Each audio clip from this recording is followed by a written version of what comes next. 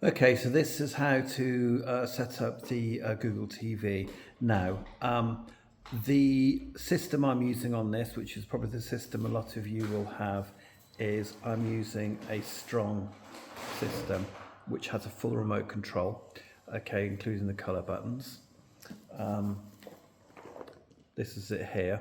Now this has, as well as Wi-Fi, okay, it's also got Ethernet. So if you want to use Ethernet cable instead of Wi-Fi, you just plug it in the side of this. If you're not doing that, you obviously plug in the HDMI cable in an HDMI port on the TV, okay, and then the TV will display this screen. Now, in very simple terms, when you get it, okay, you will obviously need to put in your, if it's not Ethernet cable, your Wi-Fi. And if you just go to quick settings here, mine says Ethernet because it's on Ethernet.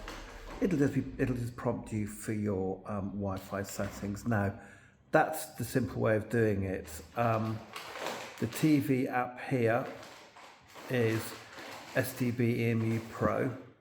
That's there, so you just open that app for the TV system.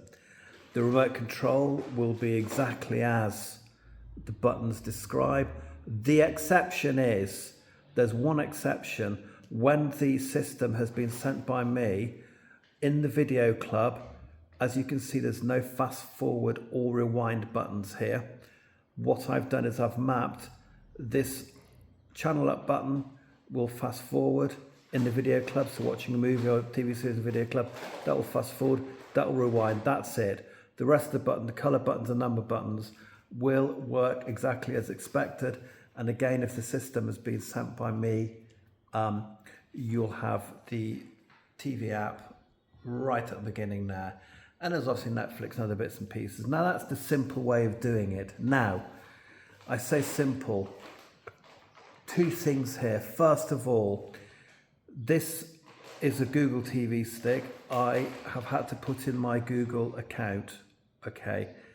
I don't have a problem with it being left in there. However, I suggest that clients should use their own Google Gmail account. Very easy to do. You normally get prompted, by your phone to put in the code, etc., etc. It's pretty simple. So that's what I suggest. The reason why I suggest it is things like Netflix, Amazon Prime, YouTube, etc. That's all tied to your account, and it's better to do it that way now. By removing my account and adding in your own account, it will not delete the TV app here because that's been what we call side-loaded. It's not attached to the Google account, so that will always be there with its given configuration.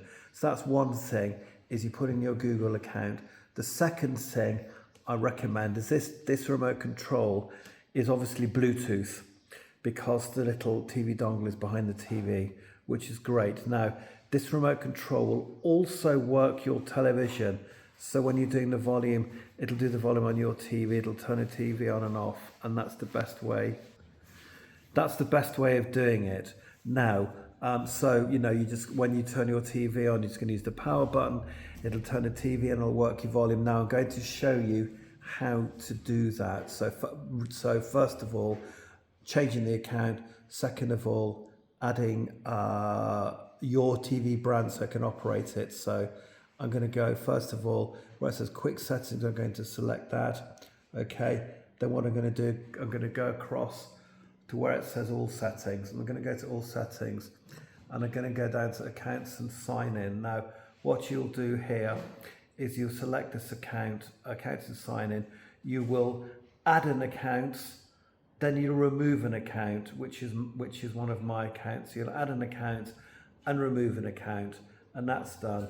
And as I say, I suggest doing that first off before downloading any apps you might want other than our app, because when you add a new account, it'll change the apps you've downloaded. Okay.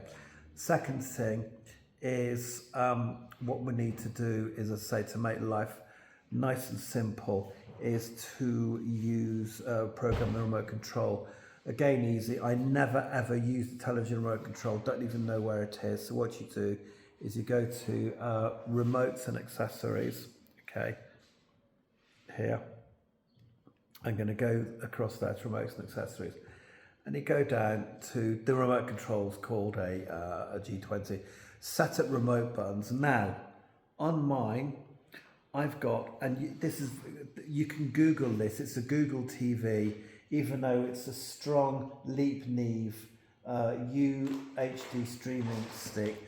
Most Google TVs, 95% work the same way, so you can Google for any advice on it. And what I've done here is, mine is set up for my sound bar, my Sonos sound bar, and my TV. So most people will just add their TV brand on here, so you can just do forget or change. So you'll add a TV brand. And on mine, I've got a sound bar. So what happens on mine when I press the power button on here, it will turn on the television, it will turn on my sound bar, and obviously when I press the volume button, rather than operating the volume on the TV, it'll operate the volume on the sound bar, and that's it. That's how you set things up.